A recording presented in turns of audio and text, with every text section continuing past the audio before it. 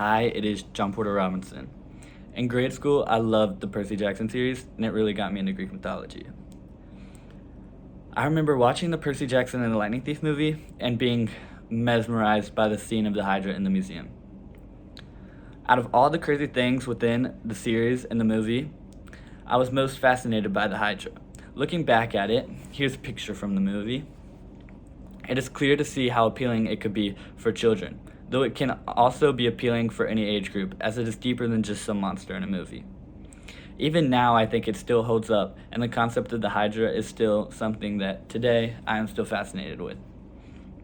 Greek mythology is vast and filled with all sorts of different mythological creatures, all created to unique themes.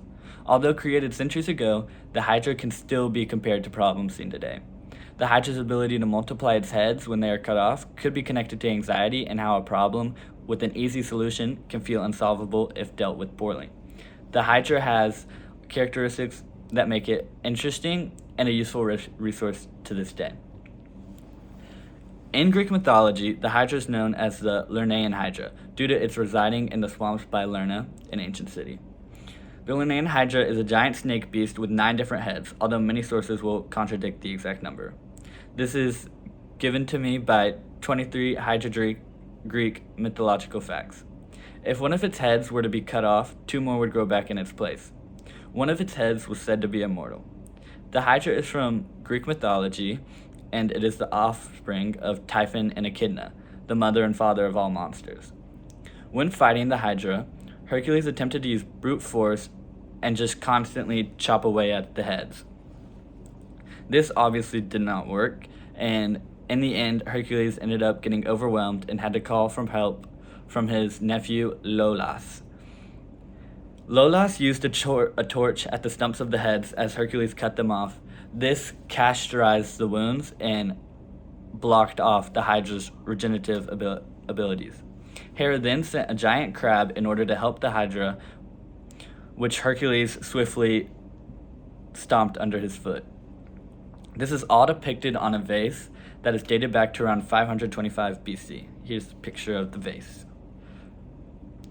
After taking all the other heads off, Hercules dealt with the final immortal one using a golden sword that Athena gave to him.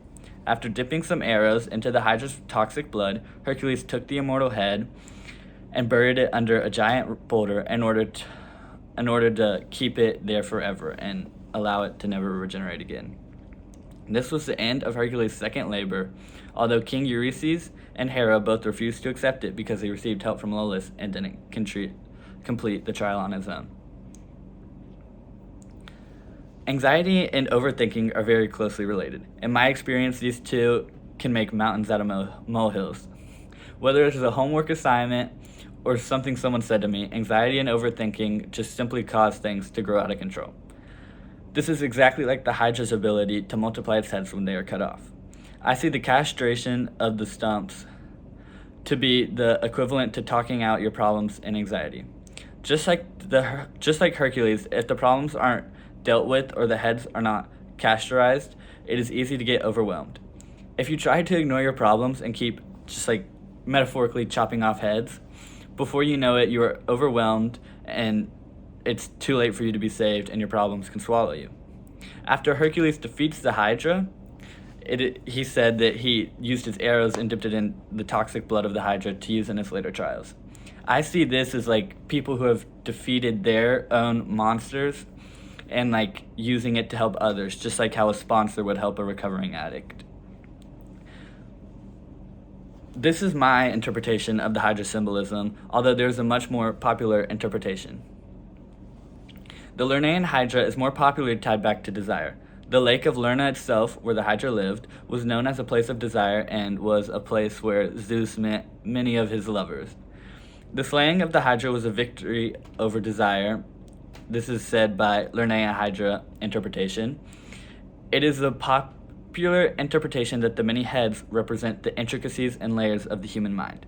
Mostly, the heads are representing fears and doubts of the mind and how these different fears and doubts need to be overcome, although it goes much deeper than that.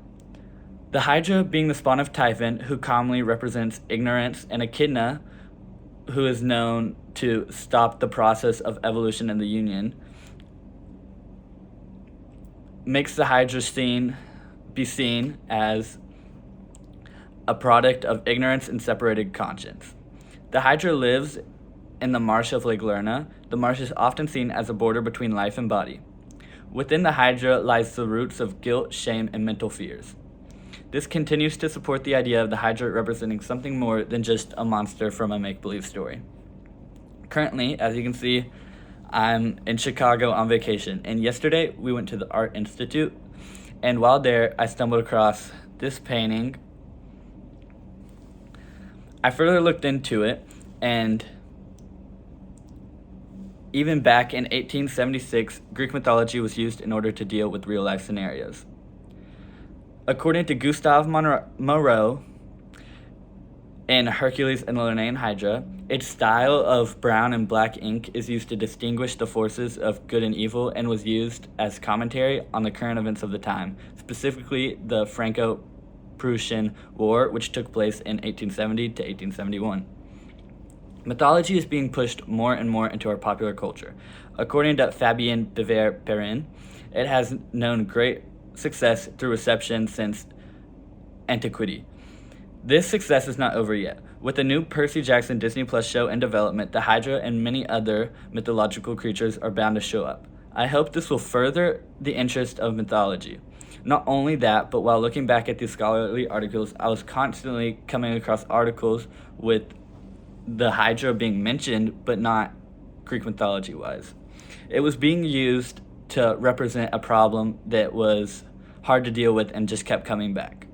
This can be seen in fighting the Lernaean Hydra of systematic immune-mediated drugs. This proves the relevance of mythology and how it can be used as a lens to look at real-world problems.